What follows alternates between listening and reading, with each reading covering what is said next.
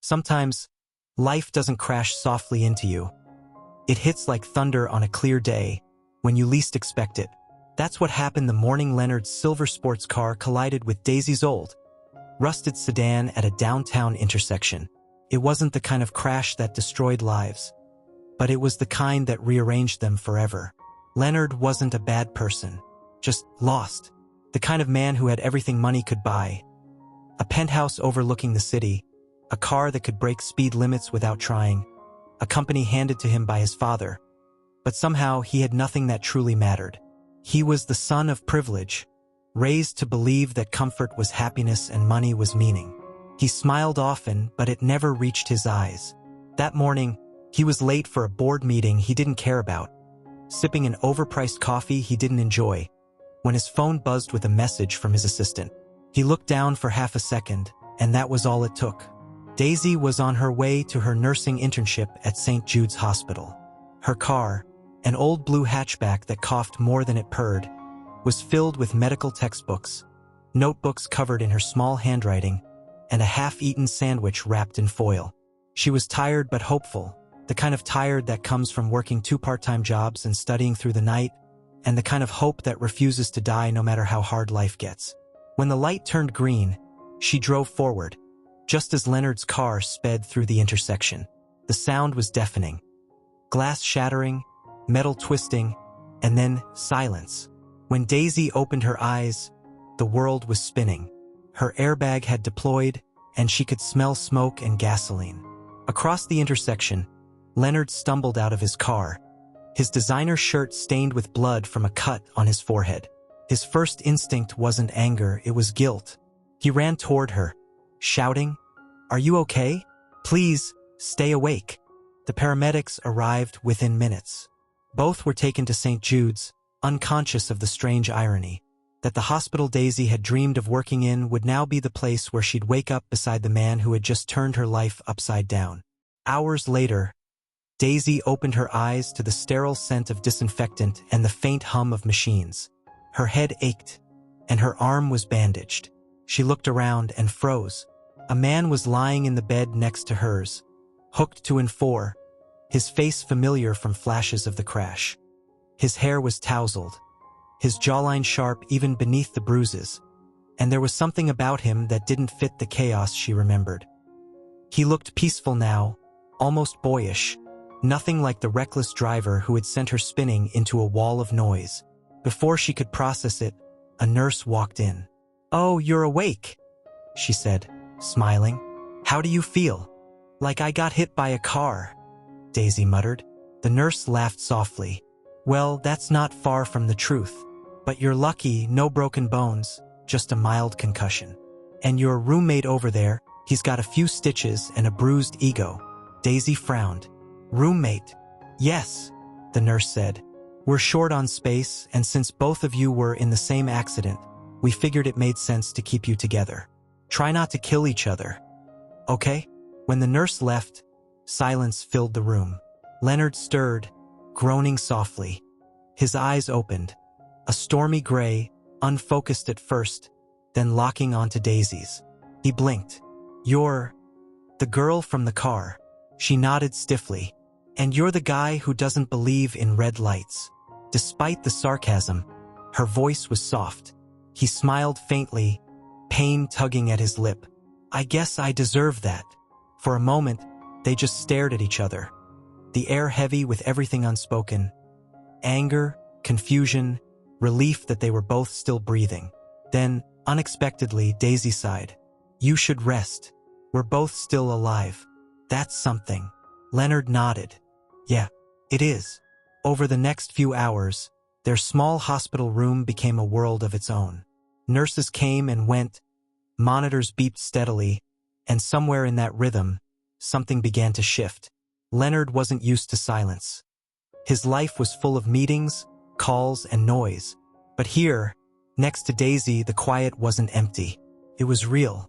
She didn't talk much, but when she did, her words carried weight. He learned she was studying to become a nurse, that she wanted to work in pediatrics, that she believed healing people was the closest thing to touching the divine. He also learned that she didn't have anyone to pay her bills or pull strings for her, Everything she had earned with effort. It humbled him. Daisy, in turn, learned that beneath Leonard's expensive watch and careless charm was a man who had never really known what it meant to fight for something. He wasn't cruel, just lost.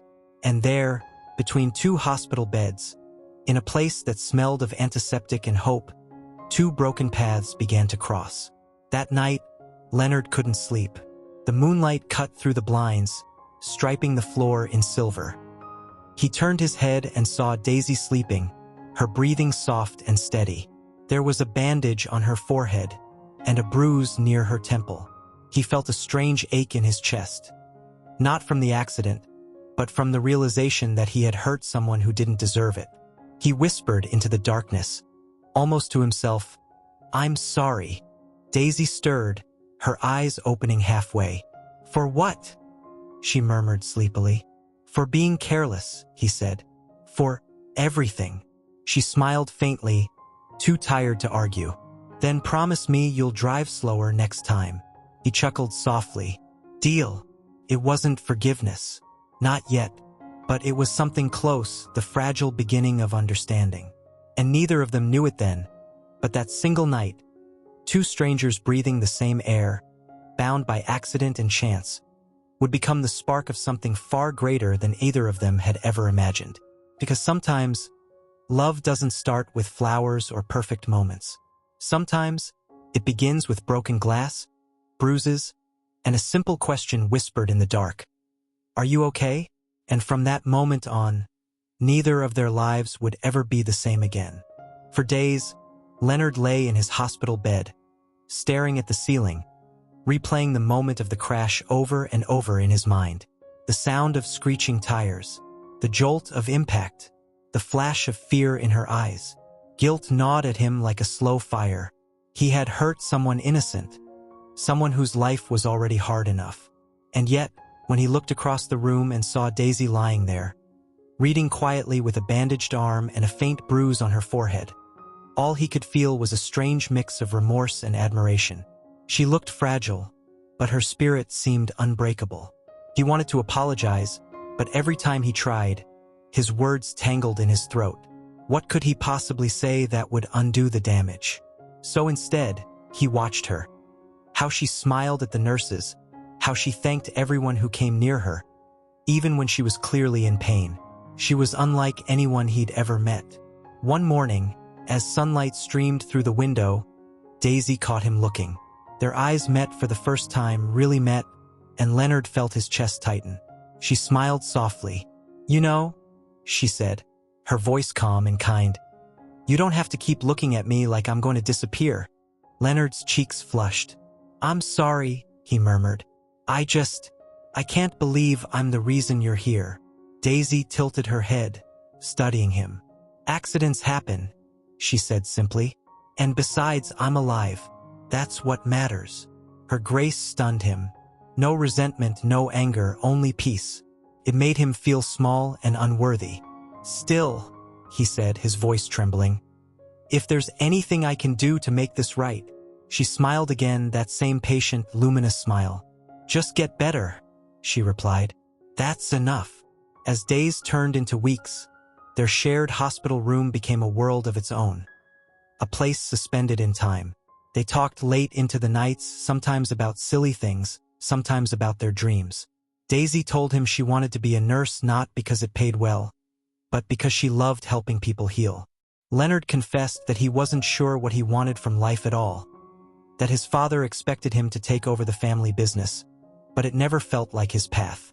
"Maybe that's why we crashed into each other," Daisy said one night, smiling faintly. "You were going too fast.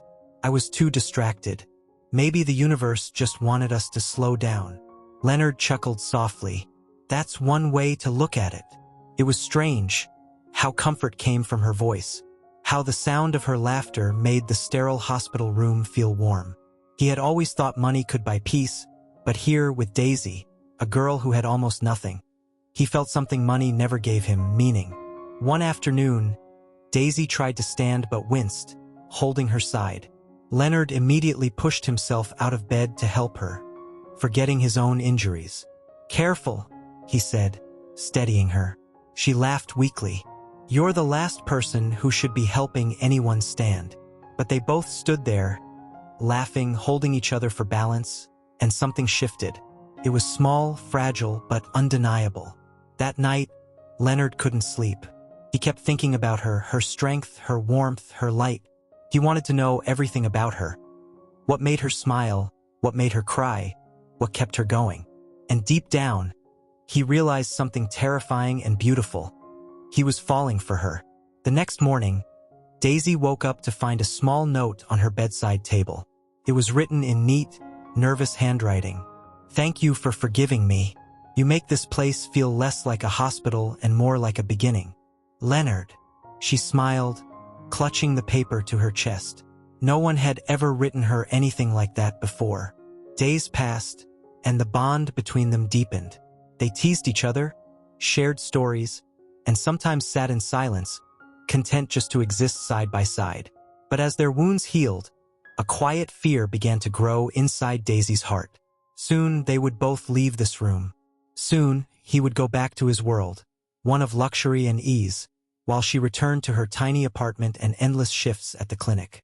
Would he still think of her then? Or was she just a brief detour in his perfect life?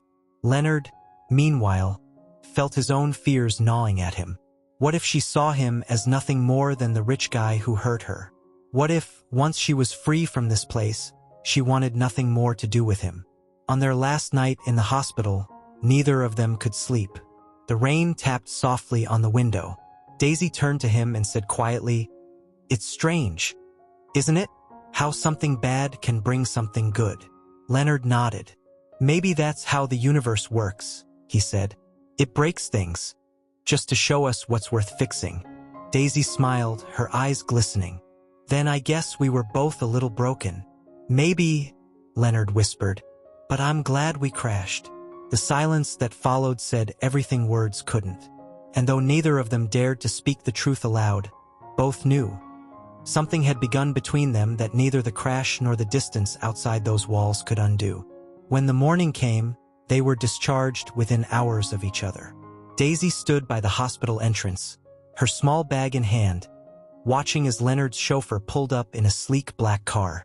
Their eyes met one last time. "I guess this is goodbye," Daisy said softly. Leonard hesitated, searching her face. "It doesn't have to be." But she just smiled that quiet, knowing smile. "Goodbyes aren't always forever," she whispered. And then she turned and walked away into the gray morning, leaving Leonard standing there, with a healed body but an aching heart, realizing that sometimes the most beautiful people come into our lives by accident and leave before we're ready. Yet as she disappeared into the crowd, Leonard knew one thing for sure. He couldn't let this be the end. He would find her again, no matter what it took. For weeks after leaving the hospital, Leonard couldn't shake the image of Daisy walking away under that gray sky. Her small frame disappearing into the crowd felt like watching something precious slip through his fingers. He had her number, written on a scrap of paper tucked carefully inside his wallet. But every time he tried to call, fear stopped him. What if she didn't want to hear from him again? What if, now that the hospital walls were gone, their worlds were simply too different? He lived in a penthouse overlooking the city. Glass, marble, silence. But for the first time in his life, the view meant nothing. The dinners with his wealthy friends, the business meetings his father insisted he attend, the endless parties. All of it felt empty, because every thought eventually led back to her laugh, to her kindness, to the way she saw good even in pain. One night, Leonard found himself driving through the part of town he'd never gone before. The modest streets, the old buildings, the quiet cafes where real life actually happened. He didn't even know why he was there until he saw her. Daisy. She was sitting outside a small cafe, dressed in her light blue nursing uniform, sipping coffee and reading a book. There was something so peaceful about her, so grounded, that Leonard's chest ached. He parked the car, hesitated, then stepped out. His heart pounded. When Daisy looked up and saw him, surprise flashed across her face, followed by a slow, warm smile. "Leonard?" she said, standing up. "What are you doing here?" He smiled nervously. I was in the neighborhood, he lied. Can I sit? She laughed softly. You were in the neighborhood? You live 30 minutes away, in the clouds. He grinned, lowering himself into the chair across from her. Maybe I needed some air from the ground. And just like that, the awkwardness melted. They talked about work, recovery, life. Daisy told him she had started her internship at a local hospital. It wasn't easy, long shifts, little sleep, but she loved it. She spoke about patients with tenderness, about how healing someone wasn't just about medicine, but compassion. Leonard listened, captivated. You really believe that, don't you? He asked. I do, she said. Healing isn't just about fixing a body. It's about making someone feel seen. Those words hit him harder than she knew. Leonard had spent his whole life surrounded by people, yet rarely felt seen at all. He started visiting her at the cafe more often. Sometimes he'd bring flowers, sometimes a cup of her favorite caramel coffee, and sometimes nothing but his company. They would talk for hours, sharing stories about childhood dreams and regrets.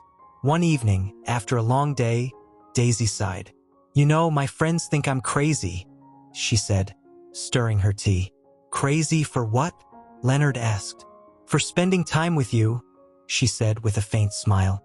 They say you're from a different world, that I'll just end up getting hurt. He looked at her seriously. Do you believe that? She hesitated, then looked down. Sometimes, she admitted. But then I remember how you looked at me in that hospital room, like I was real, not someone beneath you, and that's something I can't just ignore. Leonard reached across the table, his hand brushing hers. Daisy, he said softly, I don't care where you come from, I just care where we could go. Her eyes lifted to his, and in that quiet moment, the world around them faded. But happiness, as they were both about to learn, doesn't come without its storms. One night, Leonard invited Daisy to a dinner party his father was hosting, a charity event filled with businessmen, socialites, and cameras. He wanted to introduce her to his world, to show her she belonged beside him no matter what anyone said. Daisy was hesitant but agreed, after much persuasion. When she arrived, wearing a simple but elegant white dress, she looked breathtaking. But the moment they stepped into the glittering ballroom, the air shifted. Whispered voices, curious glances, judgmental eyes. Leonard tried to ignore it, but Daisy could feel it, the invisible walls closing in. One of his father's associates approached, smiling politely, but his words cut deep. Leonard, the man said, eyeing Daisy. You certainly have interesting company tonight. Leonard clenched his jaw. This is Daisy, he said firmly. She's studying to be a nurse. The man chuckled under his breath. A nurse? How refreshing. Daisy forced a small smile, but inside, her chest tightened. Later that night, Leonard's father pulled him aside, his tone sharp. What are you thinking, bringing her here? He hissed. You're embarrassing yourself, and this family. Leonard's expression darkened. You don't know her, he said. I don't need to, his father snapped. People like her don't belong in our world. That sentence hung in the air like poison. Daisy had overheard it. She stood frozen behind the column, her heart breaking piece by piece. She had always known their worlds were different, but hearing it out loud, from his own father, made it too real. That night, she left the party without saying goodbye. Leonard noticed her absence moments later, searching the room, panic in his eyes. When he finally found her outside, standing in the rain near the valet, she turned to him, tears mixing with raindrops. I don't belong here, Leonard, she said softly. You saw the way they looked at me, the way your father spoke. I can't live like that, pretending I fit somewhere I never will. He stepped closer, desperate. You do belong, Daisy, with me. I don't care about them, but I do, she whispered. Because you can pretend their words don't matter, but I can't unhear them. And one day, maybe not now, but someday you'll start to care too. Her voice cracked, but she forced a trembling smile. Thank you for everything, Leonard, for the laughter, for the kindness. But this isn't my world. And before he could stop her, she turned and walked away again. This time not into a crowd, but into the storm, leaving him standing under the pouring rain, heartbroken and helpless. That night, Leonard drove aimlessly through the city, the windshield wipers blurring his tears with the rain. For the first time, he realized love wasn't just about connection, it was about courage. And he hadn't been brave enough to fight for her. But he would be. He swore to himself that he would prove to Daisy, to everyone, that love didn't need permission from the world. And that vow would soon change everything. The following weeks felt like a blur for Leonard. The city lights that once thrilled him now seemed hollow, mocking his emptiness. His father tried to pull him back into business meetings, family obligations, and the carefully scripted life expected of a Clark heir. But Leonard's heart wasn't in any of it. Every night, he drove past the hospital where Daisy worked, sometimes catching a glimpse of her through the glass windows. Exhausted, focused, her hair tied back, helping patients with the same kindness that had once healed him. He longed to walk in, to say something, anything, but he couldn't bring himself to interrupt her world again. He had hurt her, not by words but by silence, by not defending her enough, by letting his world scare her away. One evening, Leonard sat alone in his car, watching her leave the hospital. She looked drained, her shoulders sagging under the weight of another long shift. He followed her at a distance as she walked to the bus stop, clutching her coat against the cold. For a moment, he considered stepping out, calling her name. But he hesitated, afraid she would only see him as a reminder of the pain she was trying to escape. So he let her go again. But fate, as it often does, had plans of its own. A week later, Leonard was leaving a charity event downtown when he saw flashing lights. An ambulance speeding toward the city hospital. His stomach twisted with unease. He didn't know why, but something inside him told him to follow. When he arrived, the emergency room was chaos. Doctors and nurses rushed through the corridors. Then he saw her, Daisy, still in her scrubs, covered in blood that wasn't hers, pushing a stretcher toward the trauma room. Her eyes were sharp, her voice calm, commanding. "Pressure on the wound now," she shouted. "Get me a unit of O-negative." Leonard stood frozen, watching her work with fierce focus, her small frame radiating strength. He'd always admired her kindness, but now he saw something even deeper, courage. She wasn't just a healer, she was a warrior. Hours passed before the chaos settled. Exhausted, Daisy walked into the quiet corridor, her face pale, hands trembling. Leonard stepped forward. "Daisy," he said softly. She turned, startled. For a moment, she didn't believe he was real. "Leonard, what are you doing here?" "I saw the ambulance," he said, his voice low. I needed to see you." She sighed, brushing her hair back. "You shouldn't be here." "I had to be," he said. "I needed you to know I'm sorry. For everything. For not standing up for you that night. For letting my father's words hurt you." Daisy shook her head. "It wasn't your fault." "Yes, it was," he insisted. "I let you walk away because I was afraid. Afraid of losing my family, my name. But what's the point of having any of it if I lose the one person who made me feel alive?" Her eyes glistened with tears, but she looked away. "Leonard, please. You don't understand what it's like to be in my shoes. I've spent my whole life fighting to prove I'm enough. And that night reminded me how fragile all of it is. I can't build a future on borrowed belonging." He stepped closer, his voice trembling. "Then let me help you build one that's real." Silence. Only the hum of distant monitors filled the air. "Leonard," she whispered, "you don't owe me anything." "I know," he said, his voice breaking. "That's what makes it real. I don't love you because I owe you. I love you because I can't not." Her breath caught. For a long moment, they just stared at each other. Two hearts caught between fear and longing. But before she could answer, a nurse appeared at the end of the hallway. "Daisy, we need you in room 12. Duty called, and Daisy turned away, her eyes lingering on him for a second longer than she meant to. Then she was gone, back into the flood of light and urgency, leaving Leonard standing there, his confession hanging in the sterile air. Over the next few days, Leonard couldn't stop thinking about her words. He realized that if he wanted her to believe in them, he couldn't just say them. He had to prove them. So he did something his father would never understand. He walked into the boardroom of the Clark Corporation, where suits and shareholders filled the air with arrogance and money. When his father entered, Leonard stood tall. "I'm done," he said. "Done with what?" his father asked sharply. "With this. With pretending this is my life." "Leonard, don't be ridiculous. You're next in line to—" "No," Leonard interrupted. "I'm not. You can have your company, your status, your reputation. I don't want to live in a world where kindness is weakness and love is a liability." The room went silent. His father stared at him, speechless. "You're throwing away everything," he barked. Leonard took a deep breath. "No, father. I'm finally keeping something." He left that building feeling lighter than he ever had in his life. For the first time, he wasn't running from himself. He was running toward something real.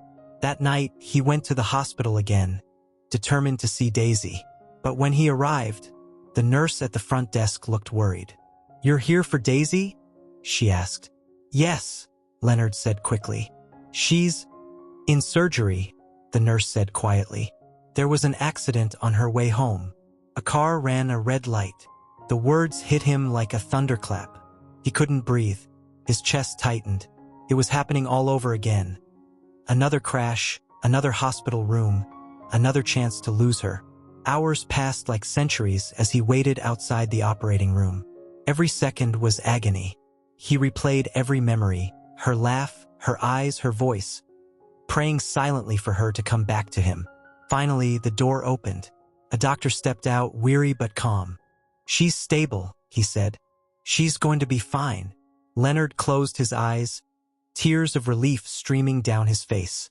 When they let him see her, Daisy was pale but breathing, a bandage around her arm, and 4 in her hand. Leonard sat by her bedside, holding her fingers gently. "You scared me," he whispered. Her eyelids fluttered open. "You again?" she murmured weakly. "Are we destined to keep finding each other in hospitals?" He laughed through his tears. "If that's what it takes, I'll crash every day." Daisy smiled faintly, her eyes soft. "You're impossible." "Maybe," he said, his voice low, "but I'm not leaving this time. Not until you believe I'm here to stay." Her hand tightened around his. "Then don't," she whispered. And for the first time, Leonard knew. No walls, no names, no worlds could keep them apart anymore. Because love, when it's real, doesn't just survive accidents. It's born from them. The following days passed slowly, but for Leonard, every hour spent beside Daisy felt like a miracle. He barely left her side, bringing her coffee in the mornings, reading aloud from her favorite nursing textbooks when she was too tired to hold them, and sitting quietly when words weren't needed. He wasn't the same man who had once crashed into her car by accident. That version of him had been reckless, restless, empty. The man who sat by her bedside now was steady, a man who finally understood what truly mattered.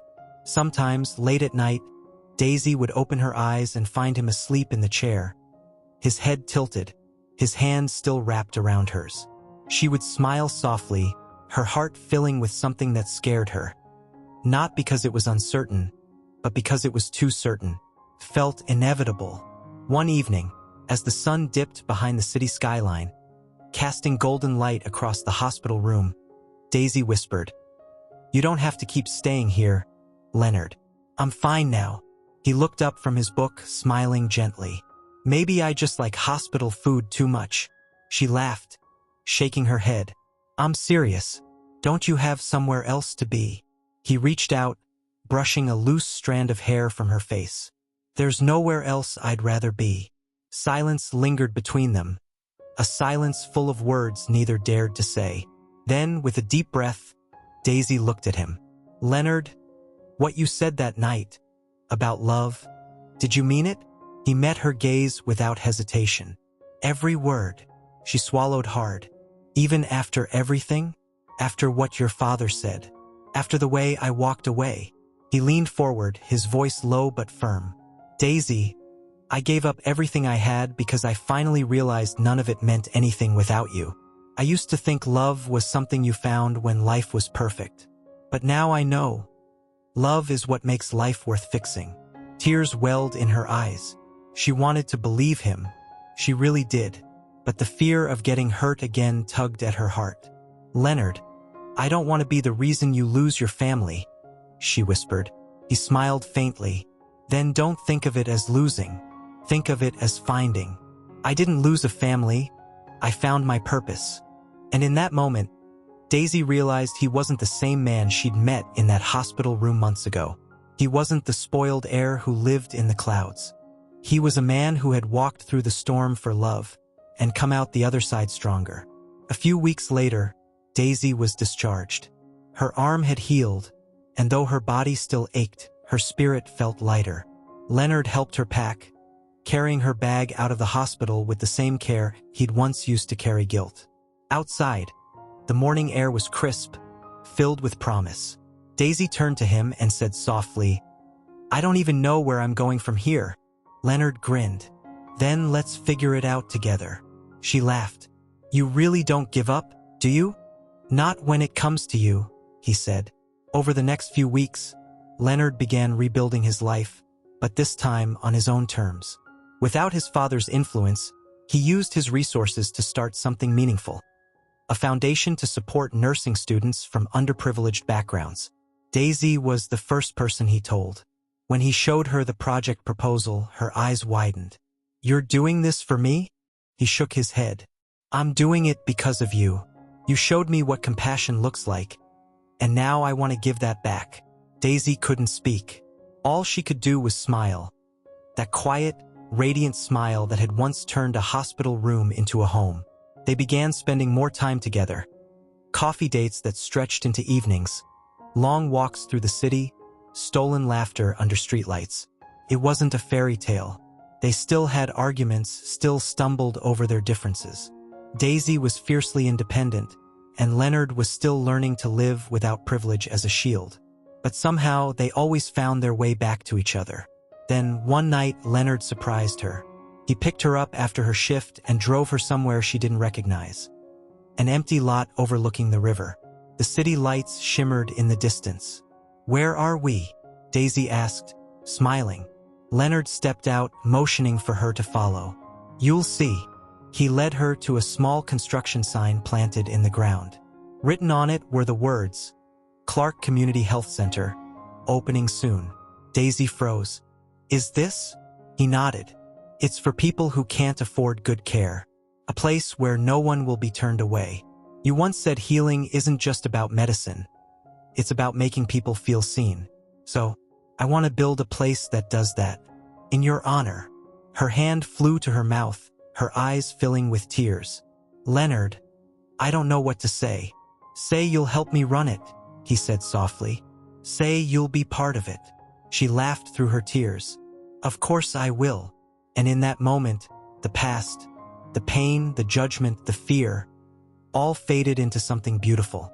What had started as an accident had turned into something deliberate, something powerful. Two broken lives, rebuilding together. As months passed, the clinic took shape. Daisy finished her degree, and Leonard devoted himself fully to the foundation. The press called it a project of redemption, but to them, it was simply love turned into action. Sometimes, when the day was over, they would sit outside the nearly finished building, watching the sunset. Daisy would lean her head on his shoulder, and Leonard would take her hand, smiling quietly. Do you ever think about how it all started? She asked one evening. He chuckled. Every day.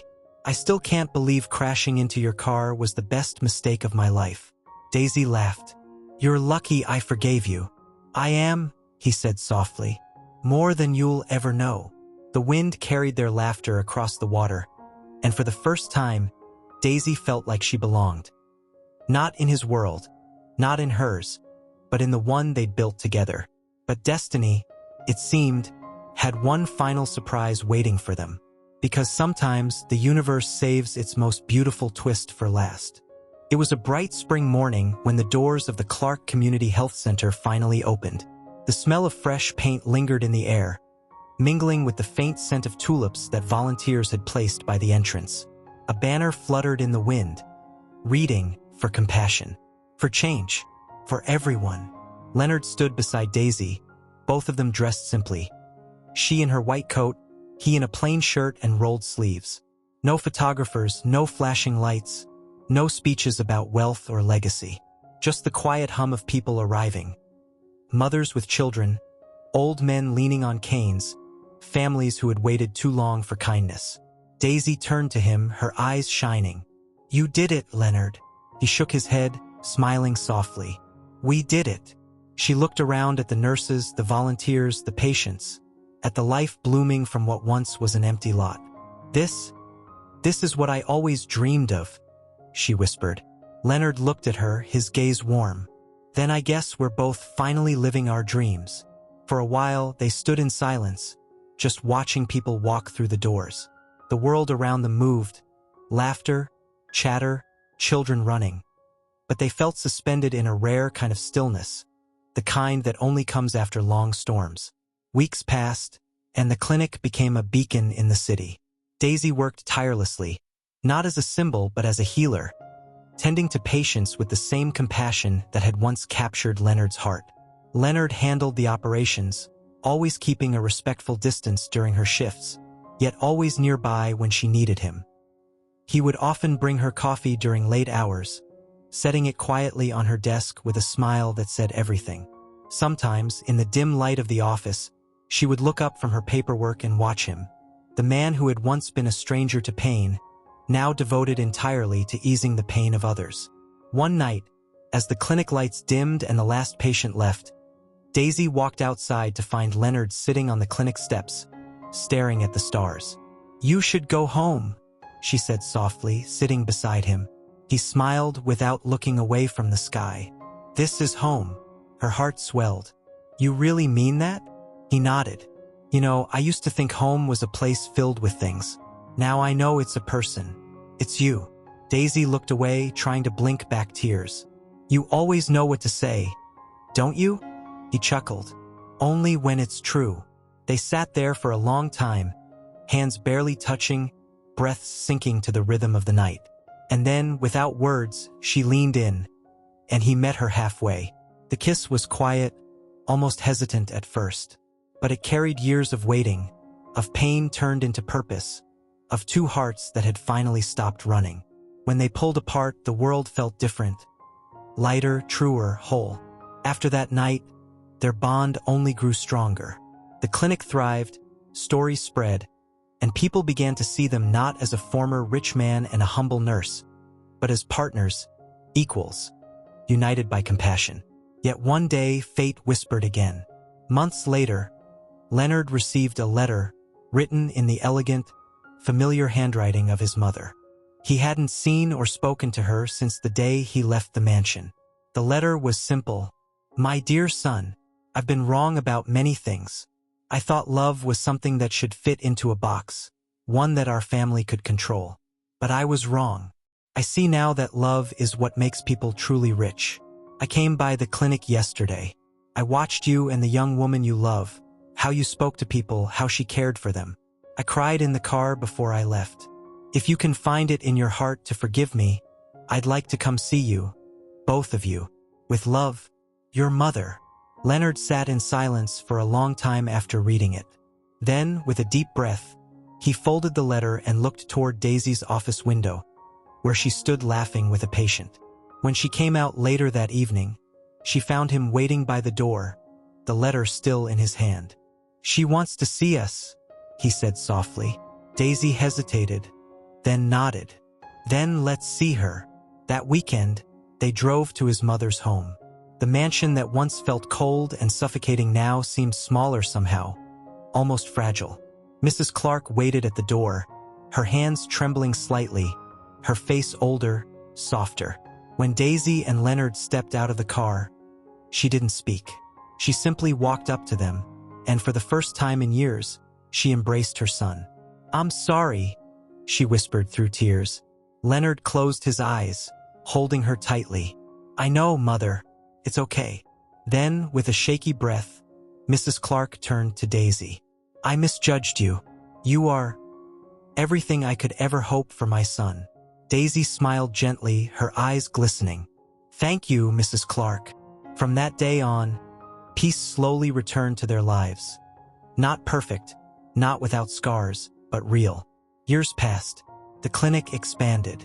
The city began calling it the Heart of Hope. And every morning, as the sun rose over the river, Daisy and Leonard would stand outside, hand in hand, ready to face another day of healing. They never married in a grand ceremony, never needed gold rings or vows beneath stained glass. Their love had already been tested, proven, purified by struggle. It existed in quiet gestures, in shared coffee cups, in late-night laughter, in the way their eyes met after every long day. Sometimes, when Leonard looked at Daisy, he still saw the girl from that hospital room. Strong, kind, unshaken by cruelty. And Daisy saw the man who had chosen love over privilege, who had walked away from comfort to build something lasting. One evening, as they closed the clinic together, Daisy asked softly, "Do you ever regret leaving everything behind?" Leonard smiled, brushing his thumb across her cheek. I didn't leave everything behind, Daisy. I found everything I was missing. The sun dipped below the horizon, casting golden light across their faces. In that quiet glow, surrounded by the laughter of the people they helped, their story, born from pain, tested by pride, and healed by love, finally came full circle. And though life would go on, with new challenges, new storms, new beginnings, one truth would remain unshaken. Love, when it's real, doesn't rescue you from life. It teaches you how to live it.